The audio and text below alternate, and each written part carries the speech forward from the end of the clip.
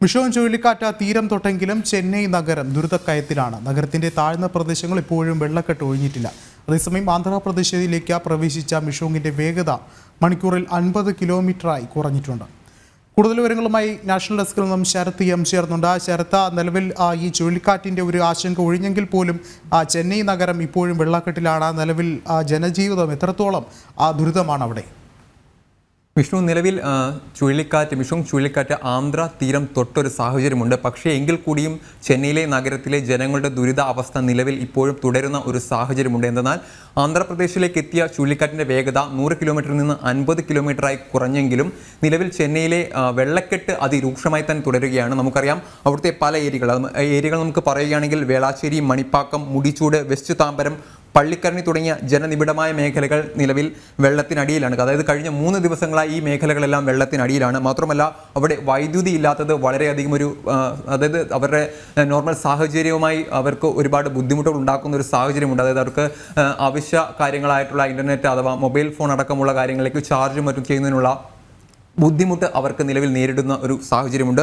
അതുമാത്രമല്ല അവിടുത്തെ പ്രധാന നദികളായ അടയാർ, കൂവം നദികൾ ഒഴുകിയതും ഇത്തരത്തിലുള്ള വെള്ളക്കെട്ടിൻ്റെ രൂക്ഷത വർദ്ധിപ്പിക്കുന്നതിനും കാരണമാകുന്നുണ്ട്. കാരണം ഈ 2 നദികളിൽ നിന്നും പ്രധാനമായും വെള്ളക്കെട്ടുകൾ, അതായത് വെള്ളം കരകവിഞ്ഞൊഴുകുന്നതിനാൽ നഗരപ്രദേശങ്ങൾ ഇപ്പോഴും വെള്ളക്കെട്ടിൽ തന്നെയാണ്. മാത്രമല്ല ഇതിനിടയിലും മികച്ച രീതിയിൽ തന്നെയാണ് ചെന്നൈയിൽ രക്ഷാപ്രവർത്തനം പുരോഗമിക്കുന്നത്. കാരണം കേന്ദ്രസേനകളുടെ ഭാഗമായിട്ടുള്ള ദേശീയ ദുരന്ത നിവാരണ സേനയും എയർഫോഴ്സും നാവികസേനയും അടക്കമുള്ള തുടങ്ങിയവരുടെ നേതൃത്വത്തിൽ രക്ഷാപ്രവർത്തനങ്ങൾ പുരോഗമിക്കുന്നുണ്ട്.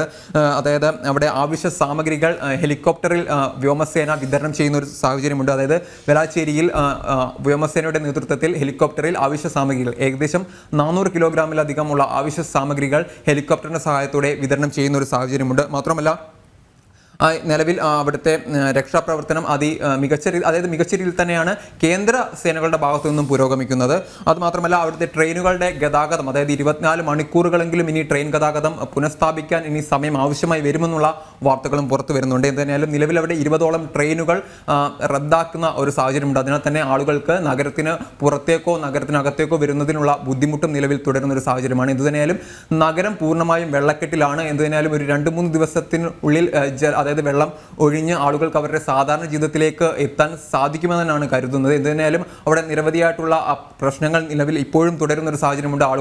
ആളുകളെ അതായത് വീടുകളിൽ നിന്ന് ഒഴിപ്പിക്കുന്ന പ്രവർത്തനം തുടരുന്നു. രക്ഷാപ്രവർത്തനം നിലവിൽ തുടരുകയാണ്. മാത്രമല്ല വീടുകളിൽ മറ്റും ഉള്ള വെള്ളം പുറത്തേക്ക് കളയുന്നതിനായി പമ്പ് സെറ്റുകൾ മറ്റും ഉപയോഗിച്ചുള്ള രക്ഷാപ്രവർത്തനവും നടക്കുന്നു. അതായത് വെള്ളം പുറത്തേക്ക് എത്തിക്കാനുള്ള സാഹചര്യം നടക്കുന്നുണ്ട്. എന്തുതന്നെയാലും ഒരു രക്ഷാപ്രവർത്തനം മികച്ച രീതിയിൽ തന്നെ അവിടെ തുടരുകയാണ്. വിഷ്ണു, ശരത്ത്, മറ്റൊരു കാര്യം സൂചിപ്പിക്കാനുള്ളത്, ഇത്രത്തോളം ദുരിതമുണ്ടായിട്ട് പോലും DMK സർക്കാരിൻ്റെ ഭാഗത്തു നിന്നുള്ളൊരു ഇടപെടൽ കാര്യക്ഷമമല്ല എന്നുള്ളൊരു ആരോപണം ഒരുപക്ഷെ ജനങ്ങളുടെ ഭാഗത്തു നിന്നൊക്കെയും ഉയരുന്നുണ്ട്. ഒരുപക്ഷെ ഈ ഒരു ഘട്ടത്തിൽ കൂടുതൽ കേന്ദ്ര സേനകളുടെ ഇടപെടൽ കൂടി ആവശ്യമായൊരു ഘട്ടം അവിടെ ഉണ്ടോ?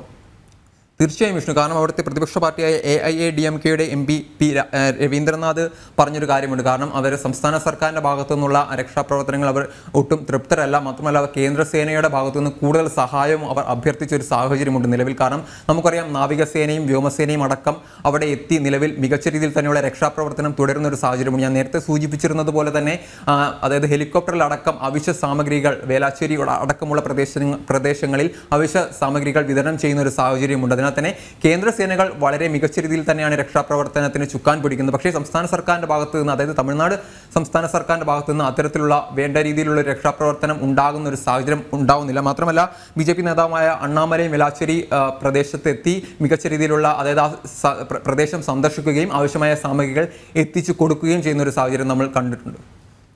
ശരത്താണ് വിശദമായ റിപ്പോർട്ടുകൾ പങ്കുവച്ചത്. ചെന്നൈയിൽ വെള്ളക്കെട്ട് ഇപ്പോഴും തുടരുന്ന സാഹചര്യമാണുള്ളത്. ജനങ്ങൾ വളരെയധികം ദുരിതത്തിലാണെന്നുള്ള വാർത്തകളാണ് പുറത്തുവരുന്നത്.